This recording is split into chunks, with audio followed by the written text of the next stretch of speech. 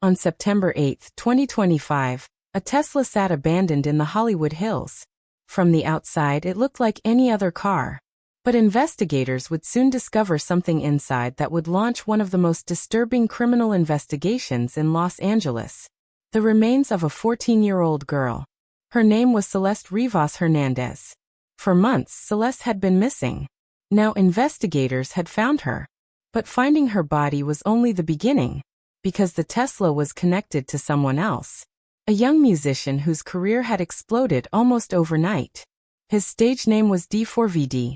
His real name was David Anthony Burke. And according to prosecutors, the evidence would eventually point to a secret relationship, a violent killing, and an attempt to conceal what had happened. Burke has pleaded not guilty. His lawyers say he did not murder Celeste and was not responsible for her death. So what really happened? How did the remains of a missing 14-year-old girl end up in a Tesla connected to a rising music star? And why do prosecutors believe the killing was connected to Burke's career?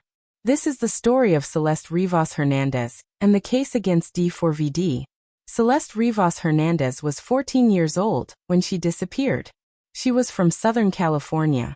And for her family, her disappearance became a painful mystery. When someone disappears, families often live in a state of uncertainty. Every unknown phone call can bring hope. Every passing day can bring fear. Was the person alive? Were they safe? Would they come home? Celeste's disappearance remained unresolved for months. Then came September 2025. A Tesla was discovered abandoned in the Hollywood Hills. And inside the vehicle, investigators found human remains. The condition of the remains made identification difficult. But eventually, investigators confirmed what Celeste's family had feared. The remains belonged to Celeste Rivas Hernandez. The missing person investigation had now become a murder investigation, and investigators began asking a new question. Why were Celeste's remains inside that vehicle? The Tesla was connected to David Anthony Burke. To millions of people, Burke was better known as D4vd. He was a young musician whose career had grown rapidly. His music had gone viral. His audience had expanded. And according to testimony presented during the preliminary hearing, Burke had earned more than $10 million between 2023 and 2025. But in September 2025, the rising artist became connected to a criminal investigation involving the death of a 14-year-old girl. At first, the public knew very little. But investigators began examining Burke's relationship with Celeste. According to prosecutors, Burke and Celeste had known each other for years. Prosecutors alleged that the relationship became sexual when Celeste was still underage. The charges against Burke include murder, continuous sexual abuse of a child under 14, and unlawful mutilation of human remains. Burke has pleaded not guilty.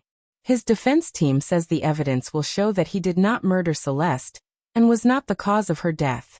That distinction is important. The prosecution has presented allegations. The defense has rejected them. And the court has not yet reached a final verdict. According to prosecutors, the events leading to Celeste's death occurred in April 2025. Prosecutors allege that Burke killed Celeste on or around April 23. They say she suffered multiple stab wounds. They also allege that her body was later dismembered. But the prosecution's theory goes beyond the killing itself. Prosecutors say the reason behind the murder was connected to Burke's career. According to their allegations, Celeste had threatened to expose their relationship, and prosecutors argue that Burke feared the consequences. At the time, his music career was growing rapidly. His public image was becoming increasingly valuable, and prosecutors say the possibility of that relationship becoming public created a motive. But motive is only one part of a murder case. A person can have a motive and still be innocent.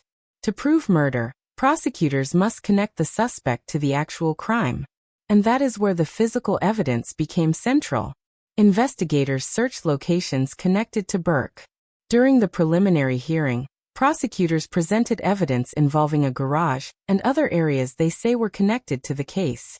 They described blood evidence and DNA findings that prosecutors say linked Celeste to locations and objects associated with Burke. Evidence discussed in court included bloodstains on items such as floor mats, garbage bags, and other objects. Prosecutors say the evidence supports their theory that Celeste was killed and dismembered in connection with Burke's property, but the defense has challenged the investigation. Defense attorneys have questioned the handling of evidence and the chain of custody. They have also pointed to evidence that was not tested or that did not produce the results prosecutors might have hoped for. During testimony, investigators acknowledged that some items were photographed but not collected or tested for biological evidence. 3 chainsaws recovered from Burke's home reportedly tested negative for blood, although investigators did not compare them to marks found on Celeste's remains. This is the kind of dispute that can become extremely important in a criminal trial, because the question is not simply, was evidence found? The question is, what does the evidence actually prove? Investigators also examined purchases allegedly made by Burke. Among the items discussed in court were chainsaws, cadaver bags, and an inflatable pool. To prosecutors, the timing of those purchases is significant. They argue that these items fit into a larger sequence of events: a death, an alleged dismemberment, the movement of remains, and the discovery of Celeste's body months later. But the defense can argue that the objects themselves are not proof of murder. A chainsaw can have an ordinary purpose. A pool can have an ordinary purpose. And a bag can be purchased for many reasons. The prosecution must therefore prove more than ownership. They must show how the items were connected to the crime, and whether the entire timeline makes sense. The Tesla became the most haunting object in the investigation. Inside the vehicle, investigators found the decomposed and dismembered remains of Celeste. According to testimony presented in court, investigators found numerous air fresheners inside the vehicle. The evidence reportedly included bags containing remains, along with maggots and dead flies. The vehicle had a strong odor, and investigators say the condition of the vehicle suggested that the remains had been inside for an extended period. For prosecutors, the Tesla was not simply where Celeste was found. They argue that it was part of the larger chain of events surrounding her death. But the defense continues to challenge the prosecution's interpretation of the evidence. And ultimately, the court must determine what can be proven. Investigators also examined Burke's movements after Celeste's death. According to prosecutors, Celeste's passport was later found in a rural area that Burke had reportedly visited. Prosecutors say Burke had traveled to that area more than once. To investigators, the discovery raised another question. Why was Celeste's passport there? And how did it get there? The prosecution may argue that the passport connects Burke to an attempt to move or destroy evidence. The defense, however, can challenge the significance of the discovery. Finding an object in a place a suspect visited does not automatically prove who placed it there. Once again, the question becomes one of context. The passport, the vehicle, the timeline, the physical evidence. Each piece must be examined separately, then together.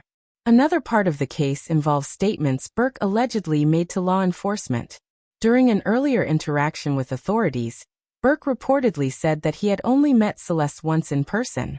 He also reportedly said that he did not know she was a minor.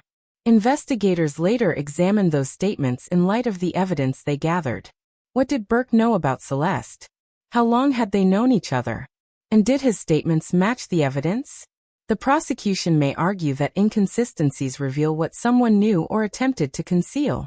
The defense can argue that statements made during an investigation can be misunderstood, misremembered, or interpreted differently. And ultimately, a jury would have to decide what those statements mean. The prosecution has also focused on Burke's finances. According to testimony during the preliminary hearing, Burke earned more than $10 million between 2023 and 2025. Prosecutors say the money is important because they believe Burke had something significant to lose. His music career was growing. His public image was valuable. And prosecutors allege that Celeste's threat to expose their relationship could have damaged both. This is the prosecution's theory of motive. But the defense does not have to prove that Burke had no motive. The prosecution must prove that the motive connects to the murder. And that requires evidence. Physical evidence. Digital evidence. Witness testimony. And a timeline that can withstand cross-examination. In July 2026, the case reached a critical stage. A preliminary hearing began in Los Angeles. This hearing is not a trial. The judge is not deciding whether Burke is ultimately guilty. Instead, the question is whether prosecutors have presented enough evidence for the case to move forward toward trial. During the hearing, investigators described evidence connected to Celeste's death. Prosecutors presented their theory of the case, and defense attorneys challenged the investigation. They questioned the handling of evidence. They examined what investigators did and did not test. And they challenged whether the evidence actually proves what prosecutors claim it proves. For Celeste's family, the hearing has been deeply painful. Graphic evidence was presented in court, and her mother reportedly broke down during the proceedings. Because behind every piece of evidence is a real person. A daughter. A teenager. A life that ended violently. The prosecution tells one story. They say David Burke had a relationship with Celeste. They say she threatened to expose that relationship. They say he had a powerful motive to protect his career. They say evidence connects her death to locations and objects associated with him. And they say the Tesla became the final resting place for her remains. The defense tells a different story. They say Burke did not murder Celeste. They say he was not responsible for her death. And they have challenged the reliability and handling of evidence presented by prosecutors. Those two stories will now be tested through the legal system. Because an accusation is not a conviction.